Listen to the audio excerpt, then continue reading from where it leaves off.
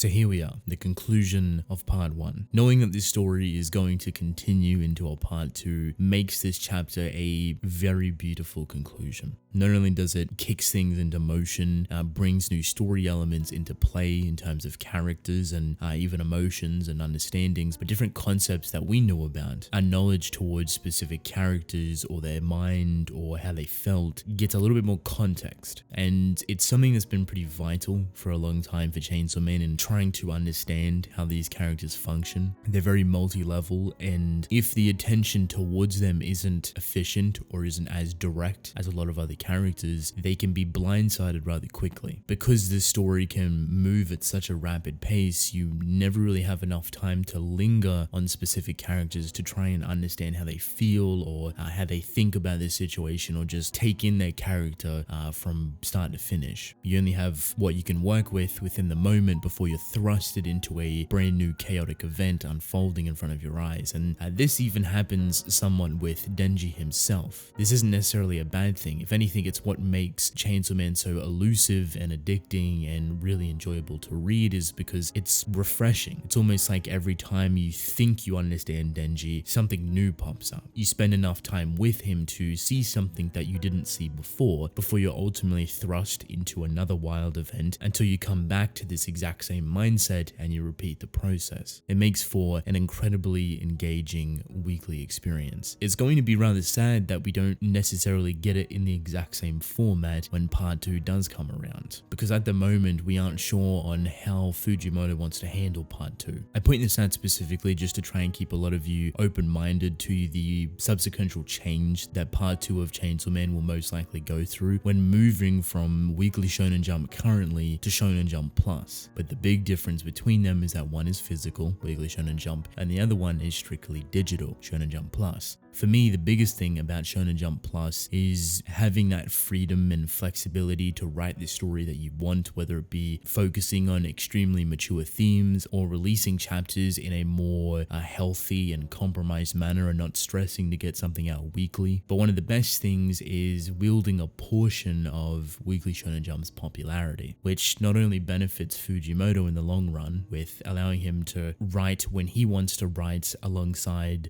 how he wants to write. Specifically, considering Chainsaw Man was already pushing the boundaries of Weekly Shonen Jump, but also the attention coming to Shonen Jump Plus is going to be a whole lot more now, which is great to see. This chapter was super simple, but its focus on emotions and the overall tone and the atmosphere being laid out was extremely vibrant. It was thick and very heavy, and it was something that you could easily gloss over, but Denji as a character has come an extremely long way. Just think of the beginning of the story when he first met Makima. This chapter is meant to reference and resemble and even parallel those beginning moments. From start to finish, you're meant to look at this chapter as Denji right now is so inherently different to what he was 90 odd chapters ago. That his change, his evolution, his mindset, his emotions have grown so much, and he as a person has matured. I talked a little bit about maturity and its importance within Chainsaw Man specifically, and how deep and dark it can truly get in terms of Denji's past as a child and why he's been so stagnant as an individual, not only emotionally but mentally, being technically somewhat close to an adult, 15, 16, 17, but having the mindset of a child, being stuck within it. Seeing him finally slowly come out of those motions and start to grow and spread his wings further, even though his experiences have been extremely hard, this chapter reflects it, I think, beautifully. Very simplistically, but symbolically, which is very effective in the long run, and a great way to not overwhelm you with a lot of dialogue or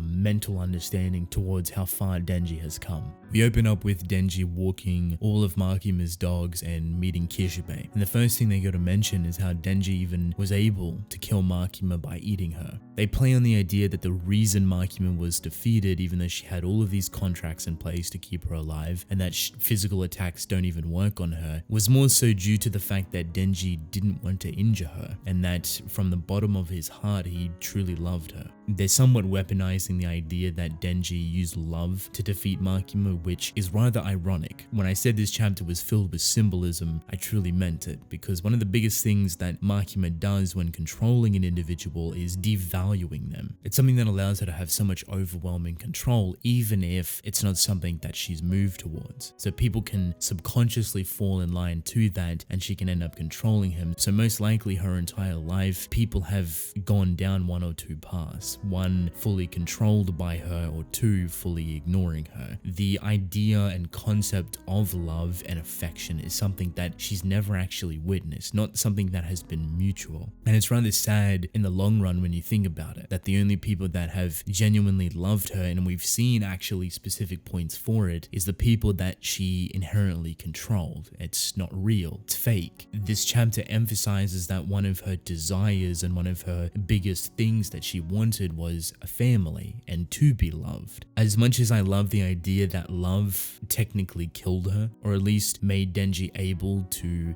devour her, it wasn't in the sense of Chainsaw Man erasing her from existence. It was just technically to kill her, and using love, or the pureness of that, having no ill intention towards her, to bypass the effect or the struggle or the hurdle that she would put up against people. It's almost like she allowed it, that she was indulging in the gratification and the love that was actually genuine for once. It wasn't manipulated or controlled or subconsciously diverted, it was genuine, which in this context is very somber and sad, but beautiful. It gives a whole new realm to Makima, her desires, her thoughts, how she went about things. And even though she was inherently evil in the way she'd done things, her mindset and the things that she wanted to achieve were actually good. She wanted to completely eradicate all of these horrendous and dangerous and detrimental things from Earth. However, the way she got there was obviously extremely manipulative and overwhelming and cruel. Even with all of this talk of love, Kishibe mentions how Makima didn't recognize Denji within the crowd. He was within that crowd of bodies the whole time. At points, he was most likely even fighting himself. So Kishibe's confused on how someone so perceptive did not realize that the Denji that she was fighting wasn't actually him. This forms into the idea that Makima never seen people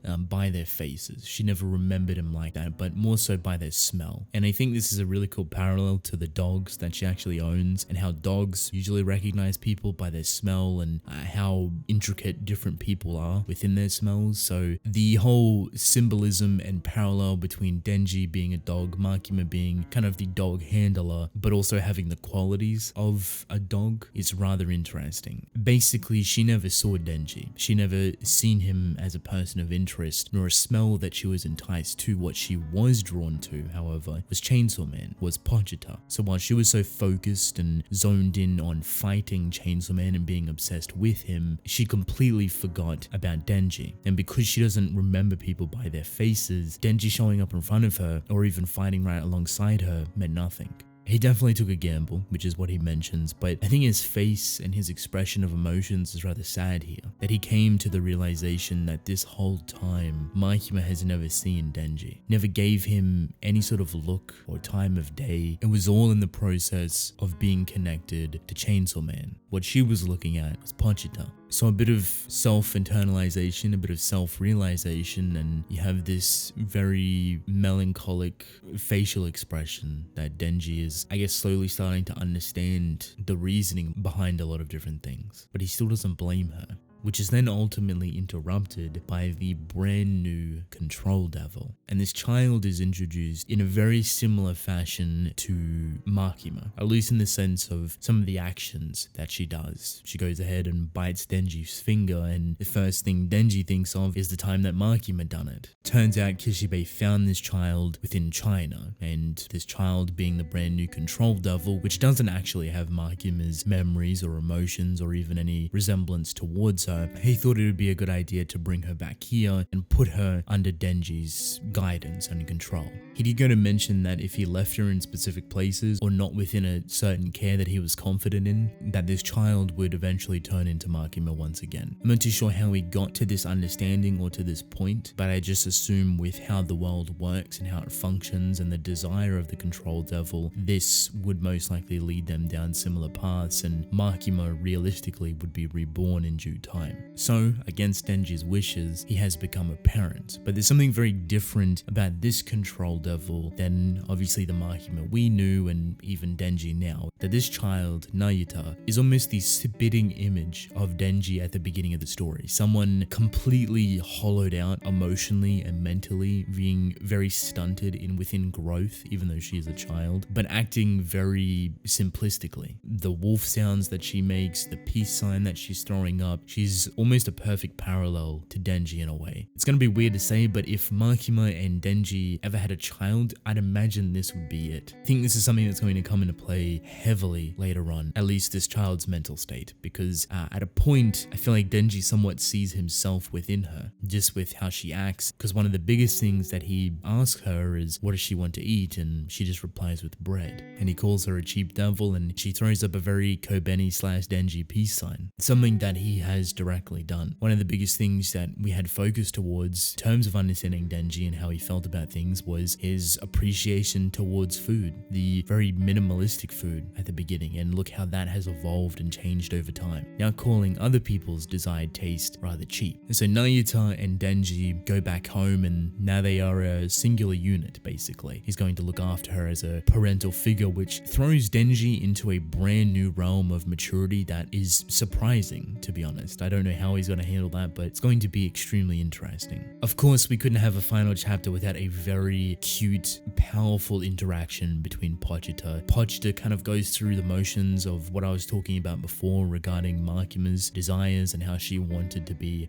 kind of equal with people and create a family. This is something that Pochita actually brought forward to Denji, which was very nice. And we also find out Pochita's desires was just to be hugged. Very simple, but something rather fitting for Pochita. He also gives a bit of direction for Denji. Now that Pochita's dream has come true, he wants to make the Controls Devil dream come true. So this new child that Denji is looking after, obviously being the new Control Devil, he wants to build a family for her. It's what the Control Devil wholeheartedly wanted. And as much as Denji was confused on how to do it in Pochita fashion, he just says lots and lots of hugs. And then you have this very beautiful panel of Denji embracing the Control Devil and hugging her and trying to fulfill her dream or desires by creating some sort of family, or at least a love or a passion that is genuine. Now, of course, to bring part 1 to a conclusion, we can't have some sort of cohesive tie to lead us into part 2. Where does the story go from here? How do we change things? How do we show a different side of Chainsaw Man? As we shift into something else entirely and seeing a devil chasing all of these people and obliterating buildings, people have come to know